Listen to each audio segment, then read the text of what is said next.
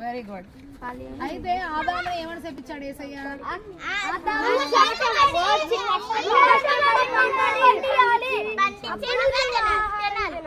అని చెప్పి చెప్పాడు. సరే, అయితే హవ్వను ఏమని చెప్పించాడు? పావును ఏమని చెప్పించాడు?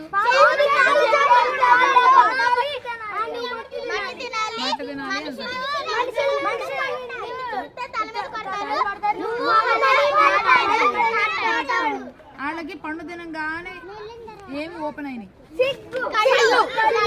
కళ్ళు తెరవబడినాయి కదా. కళ్ళు తెరవబడిన తర్వాత మరి అదే తోటలో ఇంకా ఏం చెట్టు ఉంది? అది కూడా తింటారని ఆదాము అవ్వను యేసయ్య ఏం చేశాడు? ఏమిచ్చి పంపించాడు?